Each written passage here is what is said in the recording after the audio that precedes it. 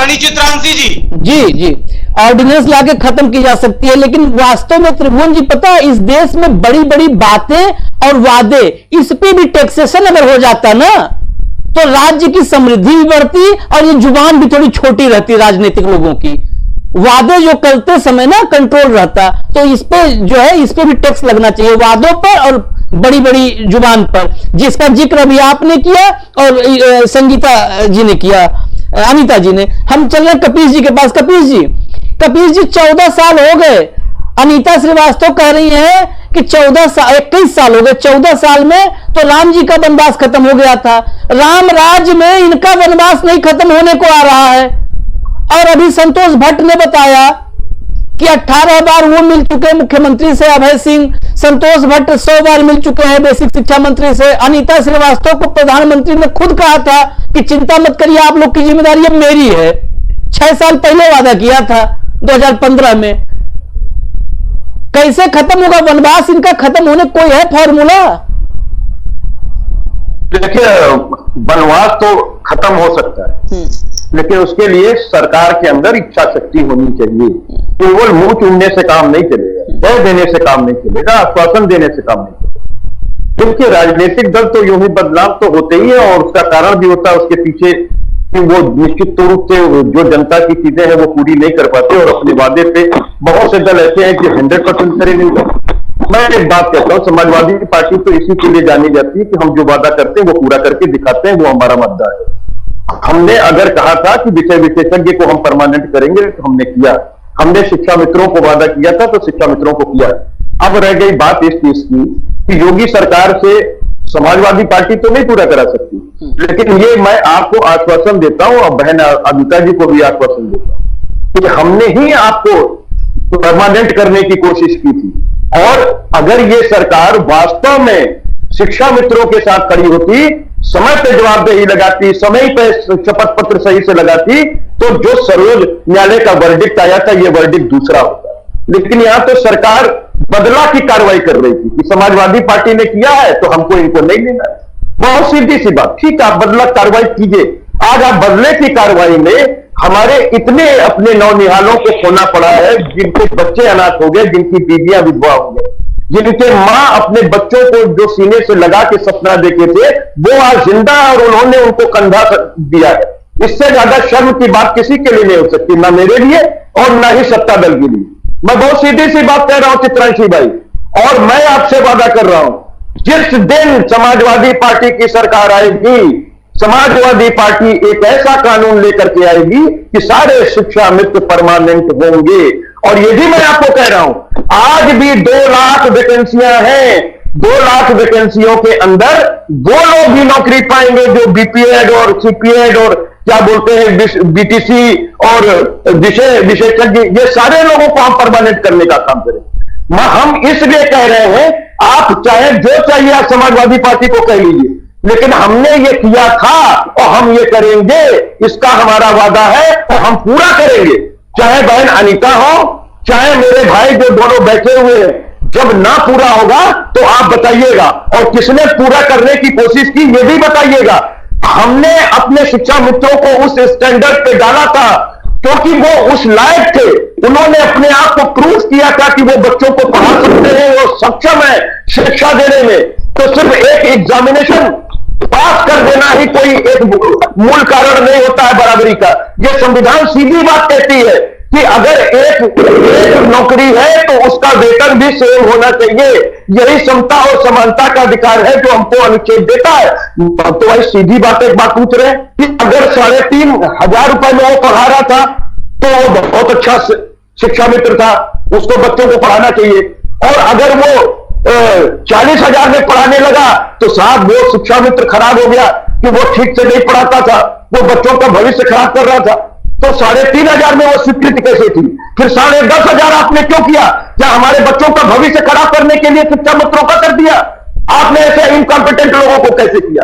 ये बात साबित करती है अमित चित्रांशी जी कि हमारे शिक्षा मित्र जायज थे, हमारे शिक्षा मित्र पढ़ा रहे थे, और कम पैसे में पढ़ाने के बाद जब उनको एक शानदार नौकरी हासिल हुई क्योंकि उन्होंने मेहनत की थी, मेहनत से अपने आप को प्रूव किया था कि वो हमारे गांव के बच्चों को एक अच्छी शिक्षा, अच्छे संस्कार दे रहे हैं, बावजूद इसके ये सरकार एक बदले की कार्रवाई की और समय से अगर इनके लिए चाहती तो वो नियम कानून भी बना सकती थी, समय से अगर चाहती तो सर्वोच्च न्यायालय में शपथ पत्र और WS भी दाखिल करके इनके पक्ष में चीजों को का रुख मोड़ सकती थी, क्योंकि वैकेंसीज इनके हाथ में थी। जो बच्चे आपके गए थे उन बच्चों को आप मेन वैकेंसीज में देती और इनको आप उसी वैकेंसीज में पूरा कर सकते थे, लेकिन ये सरकार करना नहीं चाहती थी, इसने उलझाना चाहती थी, उलझा दिया। लेकिन मैं निश्चित रूप से कह रहा हूं, हम नहीं कह सकते कि हम ये करेंगे कि नहीं करेंगे। हम तो कहते हैं कि आकाश राय भाई बैठे हुए, अगर जरा भी प्रधानमंत्री जी मुख्यमंत्री जी ने जो आश्वासन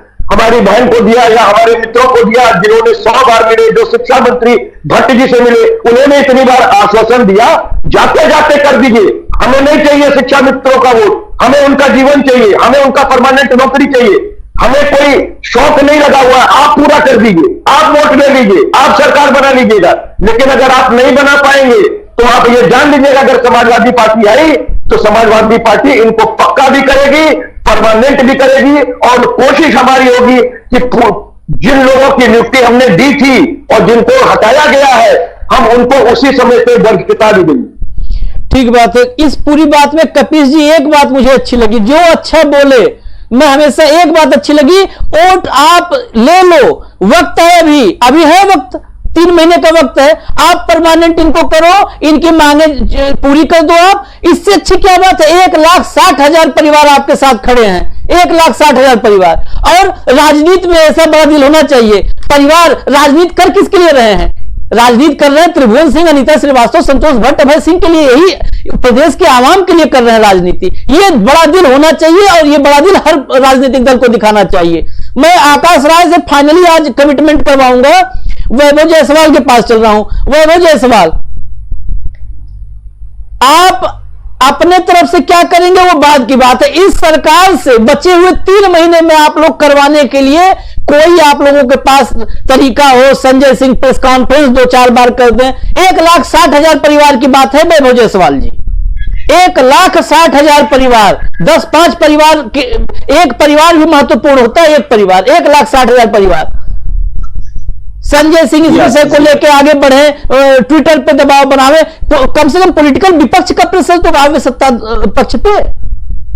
आशीष जी, अभी मैं खबर पढ़ रहा था कि 30 जून को जो इनको नियुक्ति पत्र देना था वो भी शायद सरकार रोक रही है 59,000 शिक्षक भर्ती में। अभी ना जाने अभी क्या उसमें और पेच आएंगे, क्योंकि इनकी मंशा ही नहीं है। अभी बैठे हुए हमारे साथी भारतीय जनता पार्टी के, लेकिन मुझे लगता है कि इनकी मंशा नहीं है कि वो इसका कुछ निवारण निकालना चाहते हैं इस सरकार के दौरान। आपने हमसे पूछा हम क्या करेंगे। हम आवाज बुलंद करने के लिए अपने साथियों की, हमने जो वंशराज दुबे जी के साथ, जो हमारे छात्र सभा के प्रदेश अध्यक्ष हैं, उनके साथ हम सभी साथी और अपने अभ्यर्थी साथी, जो कि बहुत से लोग हमारे संपर्क में है, सभी तरीके के अभ्यर्थी, उनके साथ पदयात्रा मैंने आपको बताया कि प्रयागराज से लखनऊ तक कर रहे हैं। और इस गूंगी बहरी सरकार को जगाने का हम अपने तरफ से जो प्रयास कर सकते हैं कानून के दायरे में रहते हुए करेंगे। हमें पूरा विश्वास है कि शायद हमारे द्वारा उठाए जाए कदमों से सरकार जो है शायद जागे।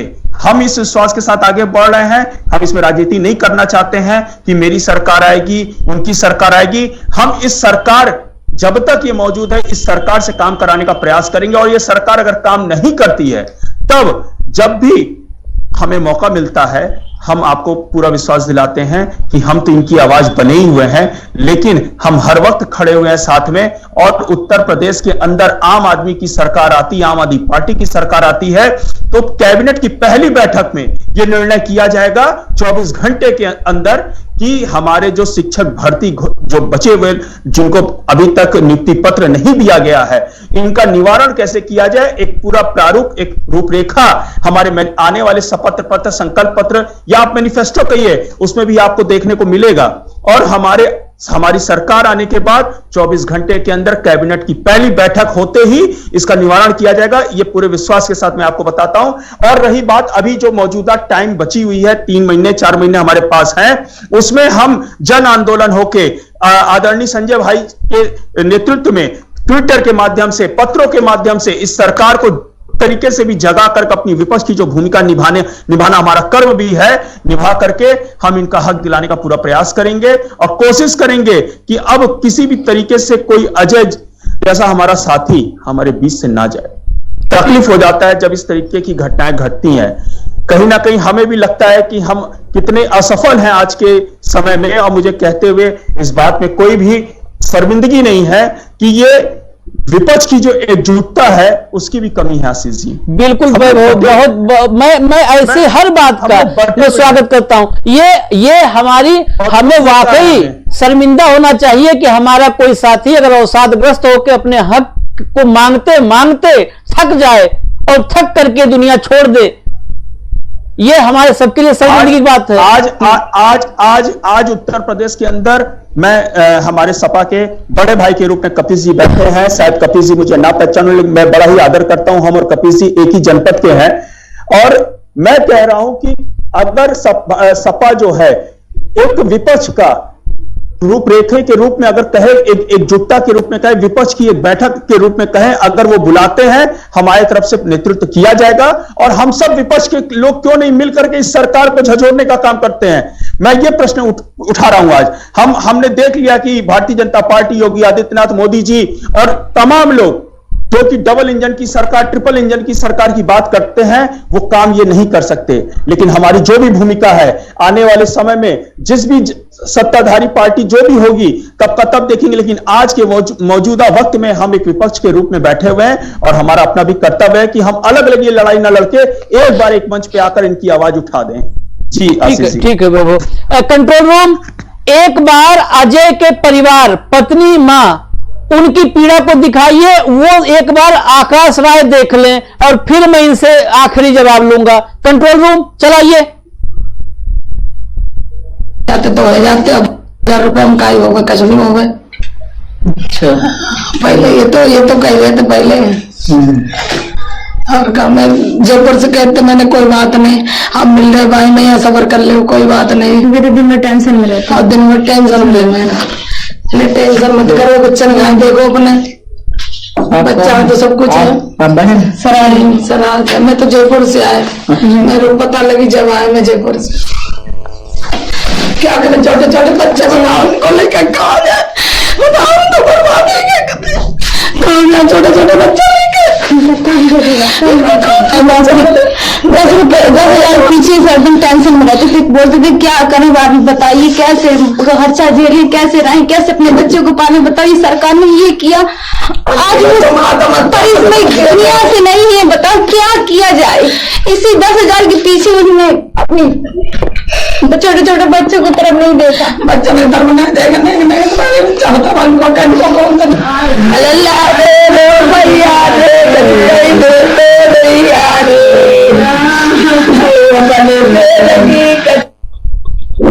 आकाश राय, 10,000 रुपए में काई। आकाश राय आवाज आ रही है आप तक? आकाश राय आवाज आ रही है आप तक? जी आकाश, आपने, मैं इसीलिए एक बार फिर से कम पीड़ा दिमाग में बार बार जब चोट पड़ती है तो हो सकता है कोई निर्णय हो, उस समय आदमी उस समय हो सकता है कोई संकल्प ले ले, इसीलिए सुनवा रहा हूं कि अब तो संकल्प, एक बार संकल्प पत्र तो 4.5 साल पहले लिखा था, भूल जाइए, वक्त है अभी 3-4 महीने का। अब कोई, मेरे एक अपील है, अब कोई 13 गिना दिया त्रिभुवन सिंह ने, 13 नाम मेरे पास फोटोग्राफ्स आए, वो फोटोग्राफ्स हृदय विदारक थे, उनको मैं दिखा नहीं सकता था, इसलिए नहीं दिखाया। अलग अलग शिक्षा मित्रों के, कहीं पेड़ पर, गांव के बाहर पेड़ पर अपने आप को फंदे पे लटका लिया शिक्षा मित्र, कहीं घर के अंदर अभी बनता हुआ घर था, घर पूरा प्लास्टर नहीं लगा और उसकी कुंडी से अपने आप को ऊपर छत में लटका लिया। वो तस्वीरें मैं दिखाना नहीं चाहता था। आप अब ये बताओ कि दूसरा अजय प्रताप न हो। आकाश जी, इतना आप कर दोगे, आजीवन ये सभी आभारी रहेंगे और मैं तो आजीवन आभारी आपका रहूंगा। आकाश जी, एक बात बताना चाहता हूं। आकाश जी, हाँ, आकाश राय हाँ। आकाश राय कहाँ गए भाई? नहीं, आकाश राय कहाँ है? उनकी आवाज नहीं आ रही है।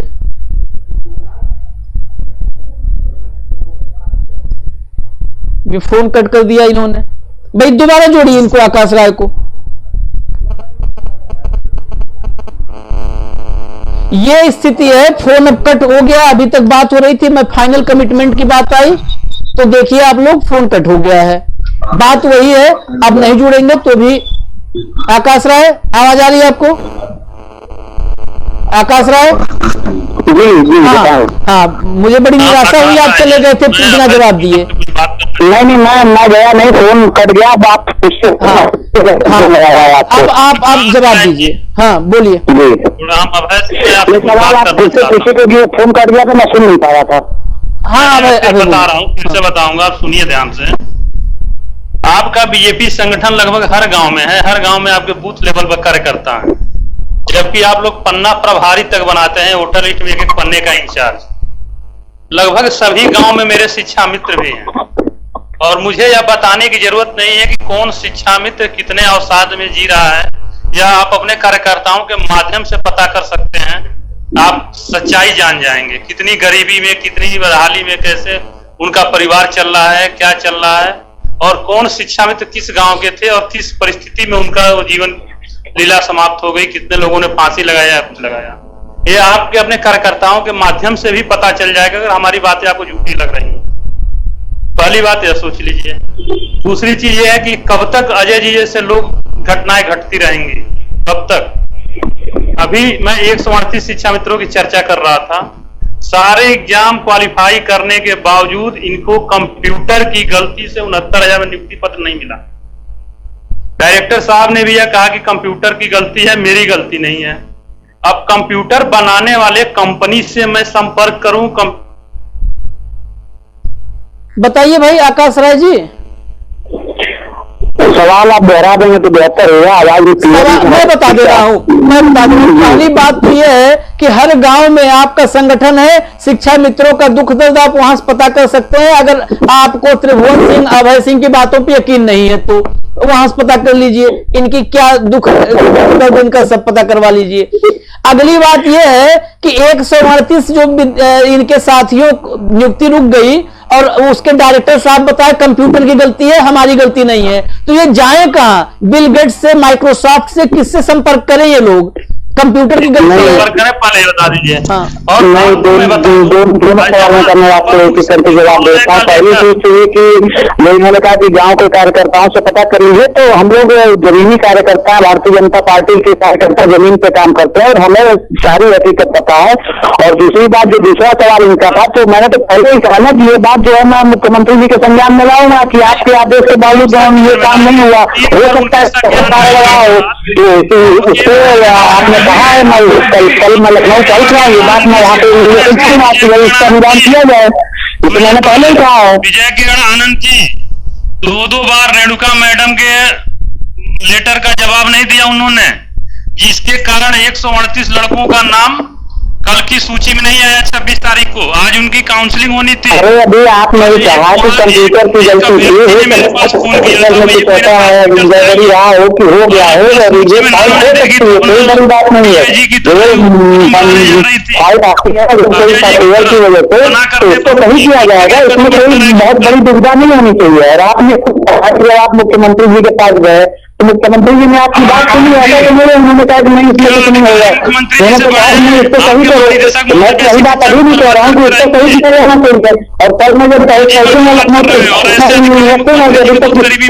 उन्होंने ये काम नहीं किया, इसको जल्दी कर लीजिएगा। ठीक है, वक्त की कमी है, लेकिन वक्त की कमी के साथ में बता दूं आकाश राय जी,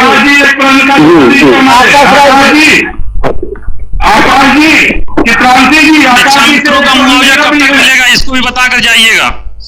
आकाश राय आप इन विषय पे, इन सभी विषयों पे मुख्यमंत्री से कब बात करेंगे? मैं निश्चित तौर पे मैं सुबह तक लखनऊ पहुंच जाऊंगा। मैं माननीय बेसिक शिक्षा मंत्री से, माननीय डॉक्टर दिनेश शर्मा जी से और माननीय मुख्यमंत्री जी से, तीनों लोगों के संज्ञान में सारे मामले जो आपने इतनी अच्छी चर्चा कराई, जो भी यहाँ पे परेशानियां लोगों की उठ के आई हैं, इन चीजों को मैं लेके जाऊंगा। इसमें मैंने पहले भी कहा और फिर कह रहा हूँ दोबारा कि मैं लखनऊ पहुंचूंगा, निश्चित तौर पर इसकी चर्चा करेंगे। एक प्रश्न बहुत बेसिक शिक्षा मंत्री से पूछ लीजिएगा मेरे तरफ से 1621 शिक्षकों की सूची आपने प्राथमिक शिक्षक संघ ने उपलब्ध कराई थी, जो इस कोविड काल में दिवंगत हो गए। लगभग 250 शिक्षा मित्र हो गए। कुल लगभग 1900 के आसपास लोग शिक्षा कर्मी दुनिया छोड़कर गए। और वो पिछले अभी समाचार पत्रों के माध्यम से पता चला था, पिछले माह में उन्होंने एक संत कबीर नगर शिक्षक के घर गए, उनको मुआवजा का चेक और उनके परिवारीजनों को नियुक्ति पत्र दिए। 1900 लोगों में क्या वही एक इकलौता कोई उनके खास व्यक्ति थे या क्या थे, या वहीं से खाना पूर्ति करके पूरा संदेश दे दिए कि हमने सभी शिक्षा मित्रों के प्रति, सभी शिक्षकों के प्रति सहानुभूति दे दिए हो। आकाश इसमें सवाल इनके बहुत सारे हैं। आकाश, मैं कल शाम में आपसे उम्मीद करता हूं कि कल शाम में हमारे संवाददाता आपसे संपर्क करेंगे। उस समय आप ठोस जवाब बता पावे, जो हम इन लोगों को भी जवाब दे सके कि आपने शिक्षा मंत्री से क्या बात की, डिप्टी सीएम से क्या बात की और मुख्यमंत्री से क्या बात की। मैं ये चाहता हूँ, मैं बात करूंगा, ये जो भी विषय उठाए गए हैं इस विधेयक में, इन सारी विषयों की यहाँ पे मैं चर्चा करूंगा और उसका निदान का प्रयास किया जाएगा। ऐसा कोई नहीं है, शिक्षा मित्रों के साथ भारतीय जनता पार्टी की सरकार पहले भी करी थी, आज भी करी है। जब कोर्ट का उस समय कल रात 8 बजे आकाश राय हमारे संवाददाता आपसे संपर्क करेंगे। कल रात 8 बजे तक बहुत अच्छी थी भाजपा, हम लोग के साथ खड़ी थी। 2017 से 2022 तक नहीं कर। केवल एक सवाल भारतीय जनता पार्टी के नेताजी से कि मृतक परिवार मुआवजा कब तक मिलेगा? एक सवाल, हाँ बताइए, आप भी अपना सवाल बताइए। क्रांति जी, एक सवाल का जवाब आकाश राय जी दे। हाँ बोलिए। आकाश राय जी, आपने कहा कि हम लखनऊ पहुंच रहे हैं, लखनऊ आप पहुंच रहे हैं, हमारी सारी बातें आपने सुना। आप मुझे एक प्रश्न का ही जवाब कल हमारे क्रांति जी ने कहा, संवाददाता के माध्यम से लूंगा। आप हमारा स्थायी निदान कब करें? आप हमारा बात ये तो मैं इसकी और स्पष्ट कर दूं कि भारतीय जनता पार्टी की जो सरकार है वो संपर्क और संवाद में विश्वास रखती है। और आप मैं तो शासन का कार्य करता हूँ, आप लोगों का अगर कोई पीड़ा है तो मैं लेके जाऊंगा, मैं कहा बता अपने मुख्यमंत्री जी के साथ और सारे लोगों के साथ। लेकिन खुद हमारे मुख्यमंत्री जी इसमें खुद आप खुद जाकर उनसे चर्चा कर ले, कहाँ समस्या है? आप उनको हमारे मुख्यमंत्री जी को रात में 10 बजे आप करेंगे, 12 बजे रात में करेंगे, आपकी समस्याओं का समाधान करेंगे, पूरा हो जाएगा। पूरा हो जाएगा इसी तक में। भट्ट जी, यही बात है कि हमारी कोशिश है कि इसी 3 महीने में ये अंजाम तक पहुंचे।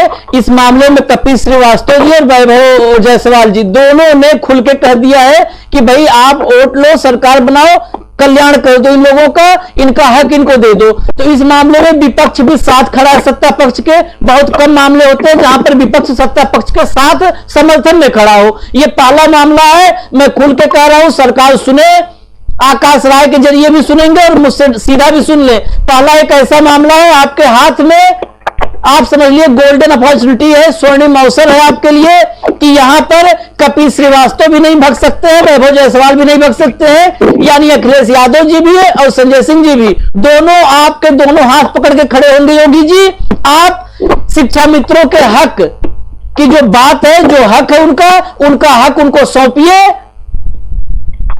और 1,60,000 परिवारों का आशीर्वाद लीजिए 22 से पहले, मेरा यही निवेदन है। और एक बात और मैं कहना चाहूंगा, आकाश राय से कल रिपोर्ट पूछूंगा ही कि आप लोग, खासकर भारतीय जनता पार्टी, हमेशा राम राज की संकल्पना की बात करती है। तो इतना योगी जी, पूजनीय मुख्यमंत्री जी, इतना ध्यान रखिए कि राम राज की संकल्पना में ही है, रघुकुल रीत सदा चले आई, अब प्राण जाए पर वचन न जाई। 4.5 साल पहले जो वचन संकल्प पत्र में लिखे थे आप लाल पीले नीले कलम से, भगवान राम भी ना खुश हो जाएंगे क्योंकि प्राण जाए पर वचन न जाई, ये राम जी के लिए लिखा है। राम को रुष्ट करके राजनीति भी नहीं खो सकती है, तो इसलिए राम को रुष्ट मत करिए। 4.5 साल बीत चुका है, 3 महीना बचा है, प्रभु राम को प्रसन्न कर दीजिए, क्योंकि वचन पूरा करेंगे तभी प्रभु राम प्रसन्न होंगे। इसलिए निवेदन है मुख्यमंत्री जी, वचन पूरा करिए। वचन जिस दिन आपने पूरा किया, मैं उस दिन कपिल श्रीवास्तव जी को बुलाऊंगा, वैभव जायसवाल जी को ही बैठाऊंगा और इनसे भी धन्यवाद, 1 घंटा धन्यवाद दिलवाऊंगा और कहूंगा तारीफ करिए आप लोग मुख्यमंत्री जी की। और त्रिभुवन सिंह भी होंगे, संतोष भट्ट भी होंगे और जो है अभय सिंह भी होंगे। बस निवेदन है, हाथ जोड़ के मैं भी निवेदन अपने भाइयों की तरफ से कर रहा हूं कि इनका हक जिसको आपने देने का वादा किया था 4.5 साल पहले, वो हक दे दीजिए। अन्यथा आप हक नहीं देंगे, हम इनकी आवाज बने रहेंगे और आवाज उठाते रहेंगे। आकाश राय कल बताते हैं क्या करेंगे। उसके बाद जब भी ये शिक्षा मित्र अपने हक की बात उठाना चाहेंगे या इनके हक की बात उठानी होगी, मैं उस समय हर वक्त हाजिर रहूंगा। कपिल श्रीवास्तव जी, वैभव जायसवाल जी और इनकी पार्टी को भी आमंत्रित करता रहूंगा। धन्यवाद।